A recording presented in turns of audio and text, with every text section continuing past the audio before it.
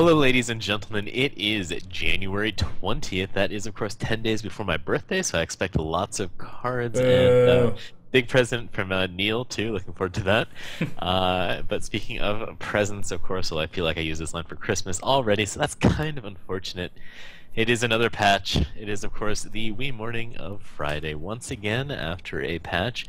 And I'm a little bit surprised actually because this is another patch that actually adds something significant other than a new hero, which is finally, an Invoker added to the game, something that people have been calling for, expecting, praying for some of us, for quite some time. And of course, as always, with every patch update, we save the dessert for last. So let's get into the vegetables, which is the bot updates. Yeah, just kidding on that one. But we will jump, of course, Why in don't you it introduce too. your co-caster? Now, everyone knows who you are by I know, now. it's true, but I'd still like to hear my own name, to be perfectly honest. Very well. Well, of course, I am casting with the venerable Sons fan of Dotacinema voice Venerable. fame. Just an amazing person, an amazing caster, and an even better philanthropist. Nah, I got nothing. Philanthropist? I'll take Basically, it. I'll take it if you want to say that. That's you fine. donate a lot of money to the poor. You help out, poor women that need to get laid, and it's really just amazing. That is true story. Soon to be, at Yes. least. But a story for perhaps another time or a late night a streaming session, which of course you can check out on own.tv/Dotacinema, where Suns fan and other people such as Tenori from Reason Gaming will of course be broadcasting games. But now that I've got completely sidetracked, how about that patch? Yeah, let's actually get this patch up. And it's so funny that they're going to be implementing, although we're going to be going over Invoker last, they implemented him after Silencer, which makes perfect sense since that's one of his major counters, obviously, since he's basically just casting a ton of spells. So good to see, and actually, in hindsight, I should have seen it coming because I mean, Invoker's been done as far as visuals are concerned for quite a while, according to Dota 2 Wiki, but they're just waiting for that Silencer. So Indeed, but of course, I feel like you're that kid that has to try and sneak a little bit of the dessert first. We're gonna go over some of the gameplay updates. Delicious. They actually did again. They made a lot of additional little tweaks, which is always nice to see after such a huge patch last week that they're following it up with another, reasonably decent patch. I was thinking maybe just be like, hey, enabled Invoker, that's it, bye.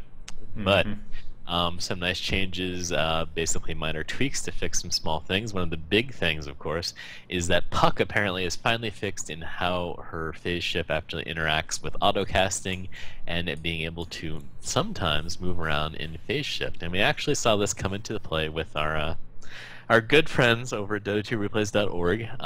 They're actually doing a tournament right now. And there are some issues involving an N9 versus Fire match and Puck and everything. And quite frankly, I'm not going to touch that one with a 10-foot pole over. They handled it in an interesting manner. But good to see that fixed because that will allow Puck to be played in some of these competitive games without kind of screwing people over one way or another. So always nice to see that. As far as other little tweaks, Tiny can now get an ult staff, and it actually works. The funny thing about that is, first of all, it looks amazing, and second of all, when we originally made the preview for Tiny, I added that part in about Aghanim Scepter being able to work, but then our video guy Neil actually made the video and he's like, Aghanim Scepter doesn't work on Tiny, so they just hadn't added it in. But it's good to see it on him, and it's actually, I think some people take it for granted. No, not take it for granted. They just kind of underestimate it because it's really actually excellent against towers. Like not that this is saying anything, but a level 25 Tiny with no items but has Aghanim Scepter can like force shot the tier 1 tower, for example. It's just a ridiculous amount of freaking damage. So I mean, it could be. It's one of those heroes where you don't really get any special items other than maybe a blink or mid game on it, but late game you don't really get anything that's important, and I think Aghanim Scepter could potentially be something that can be picked up.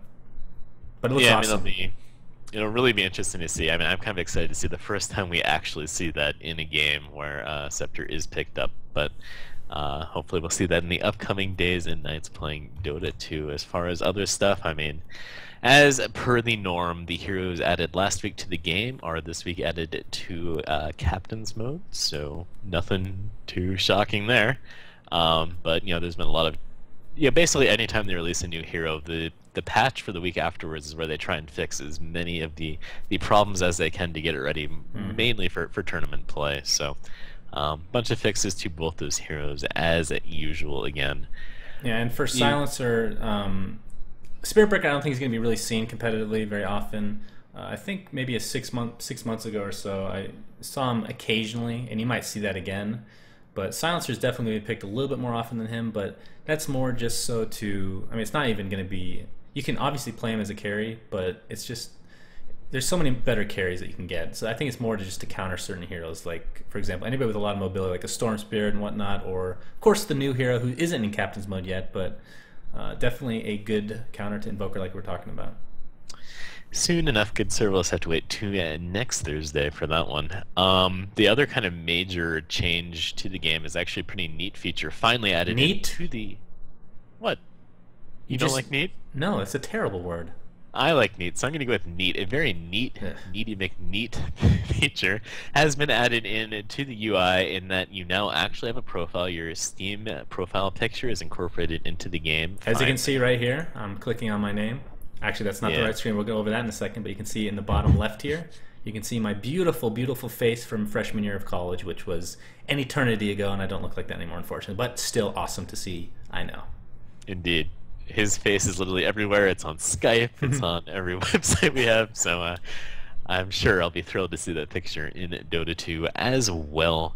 The other cool thing is you now actually have, you have your Steam profile, but you also have an internal Dota 2 profile. And what that is kind of it. It feels like it's not really fully fleshed out yet, but it does kind of have like your quote-unquote best heroes. It has your most recent games played, and kind of general stats like how many wins you have and stuff like that. But still, it's nice to have a little bit of kind of data behind the players other than yourself. It's cool that you can see, oh, well, I have, this record, or I'm really good with these heroes, but you can't really see it for other people yet. So hopefully, as they kind of maybe evolve that functionality a little bit more, we'll get a little bit more into the stats, which was something I really enjoyed in other similar games. Yeah, and as you can see from the screen right now, it's not too much information. Like the most successful heroes, for example, it just shows pictures of them. Like when I click on them, nothing actually happens. It doesn't show any statistics. It just shows basic, most recent games, and then you have all these commendations for, which was obviously implemented quite a while ago at this point. But as you can see, I'm very friendly, not that forgiving, decent at teaching, and a great leader, which I've been telling people for years now that I'm a great leader, but they just don't believe me. Yeah, those are all from me. Ignore that. That's true. Top right, you can see the total amount of wins, so you can actually look at other people's profile and see how many wins they have. And obviously, the level and XP area haven't been really worked with since levels don't really do anything at this point. And then if you go to game history, you can see a little bit more information as far as your past games. Now, this is kind of nice. There is still a lot more to add. Like for example, it's just I wish you could see your stats more readily. Like you don't need to click on each game. For example, as I click on a game, you can see in this particular game I went 4-3. It was the only one. Oh, I guess Marana did have a positive ratio. Xenocide, the only two people in this patch update that have a positive ratio. Everybody else just got destroyed. But the fact that you had to click on it is kind of, I don't know. Like other games that we've played have things like this that they're more. I don't know they're a little bit more polished. I mean, obviously, this is just a basic introduction to the system, so can't expect too much, but can look forward to it obviously being more in depth, I guess. But for now, it's a good start. Yeah, and I think the one thing that Valve will do, I think, is put a little bit less emphasis on kind of certain sort of stats, I guess, because it's led to a lot of crap talking in other games, and I think that's one thing that Valve seems to at least be working very hard to try and mitigate as much as possible, is just the amount of negative overall energy, I guess, from the Dota 2 community. So we'll see how they decide to handle that That's in true, regards to but then- stats and viewing other people's profiles. And there's also, I mean, from my perspective, I can understand that obviously, but if it's just me wanting to look at my own stats with specific Oh, yeah. heroes, there's no way to look at that right now. And I mean, looking at the bottom left, very basic information about heroes you played. As you can see, I destroy with Juggernaut. My Pudge is unfortunately very inconsistent, and my Tidehunter should be better, but my team sucks, basically, is what it comes down to. But you don't have any other information other than that. If you click on more, you can see, all my terribleness with all these heroes. But either way, it's not detailed enough yet, and people are going to be commenting, oh my god, it's just beta, what are you guys complaining about? Well, guess what? This is how things get fixed. This is how things evolve. Is people like us and people like you, people that play the game or even just watching from afar, give advice, and and that's how things get better. So. Yeah, I mean, we all asked for a pause feature, and look at that amazing thing put into place. You don't want to open that can of worms. That's true. I won't touch that one, nor anything else that I would normally rant about. Actually, no. No, I have to say this. Oh, boy. For the love of God, add in right-click again. When you're making a user interface, you don't become Downsy and randomly decide to switch things for basically no reason. Everyone is used to right-click to open up a menu. Therefore, right-click should open up a menu. That's all I got to say. Moving on. Moving on. The other kind of major UI thing, and I've actually had this happen a few times, is very annoying. There's a certain situation where basically your interaction with the minimap can cause the camera to get stuck to your cursor, and basically your view just goes flying across the map, and it's very, very annoying. So I guess that's been fixed. Well, okay, so I need to say something. I make these patch things. I just pick the things that I think are important, and that one in specific caught my eye because God knows how many times I have completely almost lost my mind over this bug where like I'm trying to go back to base or I'm trying to run away and my camera goes completely crazy. Like it's very frustrating. So for me personally, I used to think it was my mouse. Yeah, exactly. I mean, we buy new mice, we buy new hardware, thinking that it's us, but of course it's the game. But so that's good to see that they're fixing things like that. They're just really annoying. And then the last quick fix, unless you have anything to add to that. Oh, I'm supposed to interrupt here. Well, the one other thing I will just quickly throw in that the change to basically being able to kind of quote-unquote see through trees was very, very annoying, just from my own kind of mental standpoint, not really being sure if I was being seen or not. Appreciate them getting that fixed, although technically it's kind of a disadvantage to the juker in that case. So, I wasn't even aware of that. Good to know. And then the last fix before we get on to the new hero is the courier. If you buy it, there's a 7-second cooldown to be able to buy another one, which doesn't seem like that big of a deal, but in pubs it is a big deal because people buy couriers instantly sometimes. I mean, either they buy nothing or they buy two. You know what I mean? It's just one of those things, and we've gone across that type of behavior before, and good to see that a simple fix like that will save a lot of frustration from happening. Indeed. So. Of course, now it's time for fun times, which is the addition of Invoker. You, of course, can check out the hero video on Dotacinema YouTube and get all the cool scoops on his 8 million different abilities, which I'm sure you had a lot of fun doing. Yep. But this is a hero that people have been asking for God knows how long. Basically since, really since August. People kind of wanted him to be one of the first heroes added to the game. It's funny that they think. It's funny that he's been so requested because most of those people are god awful with him. Yeah. Plain and simple. Including myself, if I was to be honest. Although I really just do not have that much experience playing him because back in the original Dota, I avoided him like the plague because I was terrible and liked heroes that only had like one spell you actually had to click. Yeah. But that being said, he is a hero that a lot of people consider very overpowered, and normally I'd be like, ugh, that kind of sucks, but in this case, as we've been kind of casting a lot of, I shouldn't say a lot of, but some competitive games, you've really noticed that people really pick and ban basically the same usual set of heroes almost every time. So maybe another hero thrown into the mix that you might have to ban, and that would make available another hero. Just something to change things up a little bit. Is always a good thing in my opinion, especially for the competitive scene. So nice to see that. Totally agree, and I'm just wondering when they're going to be adding another ban to the, because obviously there's in Dota 1 there's 5 bans, obviously a lot more heroes, but I'm just wondering what point do you get to where you need to add that extra ban, because at this point, like you said, there are 4 basic bans and there's a couple trickled in there that are situational. But this one, I think right away, once he's implemented into captain modes, which is going to be next week, I think he's auto banned from the start. People like these professionals are ridiculous. I mean, we're talking about just pub play, just you and me, because we're not competitive players, but Invoker obviously is the hardest hero you will ever have to play in Dota. The hardest hero to master, but if you do master him, you will be so much, like, he's completely rigged. Completely rigged if you're good with him. Obviously a good counter, like we talked about, is Silencer, so might be seeing some Silencer play as well as a result of this. So it is going to shake it up a bit, though. You're going to see other heroes that maybe are banned every single time, which honestly, from my experience, I don't care about anti-mage. I mean, ban him all the time. He's so boring to watch. Furion's really annoying. Broodmother and Night Stalker. Night Stalker, I will say, although he is banned all the time, I do enjoy watching him play. That's the one exception there, but I do believe that he's going to be auto banned from the start. But we'll see. We will see. But as far as, let's go over the visuals. What do you think about the visuals? We don't have to go over every spell, but generalities, I guess. I won't go over a spell. In general, I like almost every single spell. His, whatever his minions are called, the auto attacks, the range auto attacks look terrible because they're just the auto attack projectile for the range creeps, which that seems like a kind of big oversight where they're just like, whoop, I'll just throw that in there as a placeholder, or maybe that's what they want, but that doesn't look good. So I think that was the only thing that jumped out to me. And actually, I can't remember the name now, come to think of it. Yeah, but those creeps he spawns, I think they themselves look awful. I mean, yeah, the arms are really weird. Yeah, They're not like to sound insensitive, stick-like. but they literally look like they have Down syndrome, from what I can gather.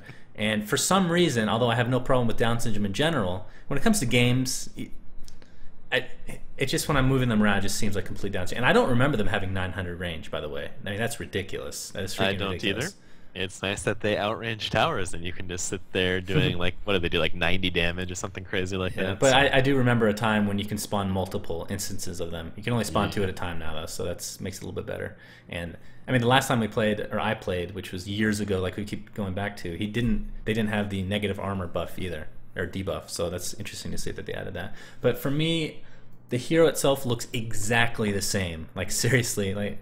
Some heroes, like you're not quite sure, is that hero? Is it not that? I mean, some of them are you're pretty sure. This one is 100%. There's no way you can mistake him for anybody else. Heroes, it looks the same. The spells look the same. It's one of the closest ports I think from the original Dota so far. And as far as like the visuals, as far as Quas, Wex, and Exort, when you're using them, you can visually see them on the actual model.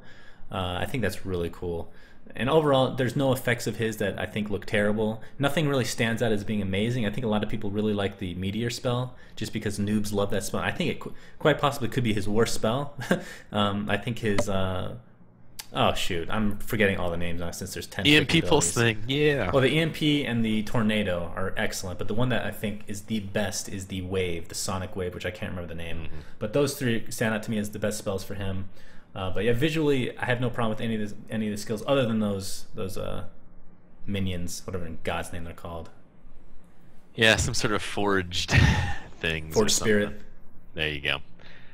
Well, together we make a real horse. Yes, I'll tell you. An excellent team. Together we can actually remember spell names, which is impressive for us. I mean, we're like old men now. Come on, we have like Alzheimer's and Alzheimer's, whatever. Anyways, nice to have 2 pretty eventful patches in a row. Again, nice to see Invoker finally into the game, and nice to do another patch update with the amazing Suns fans. So, you want to take us out this time? Sure. Next week, God knows what hero is going to come out. There are quite a bit of heroes. Like, honestly, the one I'm looking forward to most, which isn't even on the list of things to do in the recent, in the coming weeks, is Phantom Lancer. I'm not even an agility fan. I'm a strength fan, but I can't wait for Phantom Lancer. That is one of the most fun heroes to play. But looks like we're going to be probably getting like a Phantom Assassin or a Bane Elemental. And I forget who. Do you remember who else is on that? Mortrid, I believe. Yeah, I think Mortrid, Phantom Assassin. Yeah. Oh, and Linnea, which I was never a big fan of that hero. It's just I was really bothered with one of her skills that you just go. I think it's called Meld, where you just go invisible and you can't move. Like, ugh, it always bothered me. But it is somewhat viable hero. So interested to see what they actually come out with. But yeah, to wrap things up, thanks for watching, guys, and until next time, we will love you until then, and then